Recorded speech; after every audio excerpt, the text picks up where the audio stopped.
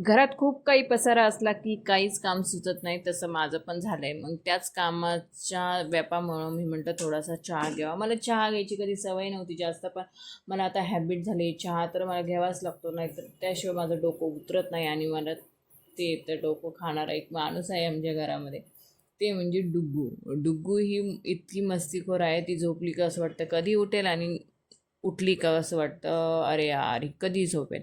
असं तर चालूच आहे. आणि मस्तपैकी त्याच व्यापामध्ये मी याचा चहा पिऊन घेतला आणि थोडं बरंच पण वाटलं. आणि नंतर विचार केला, हा चहा जिथून पिकतो तिथून येतो पण, आणि पॅकिंग होऊन आपण त्याचा ट्रेस पण हलका करतो असं वाटलं. पण काय उपयोग नाही, आपण तर कष्ट करत नाही त्या बाबतीमध्ये. ठीक आहे.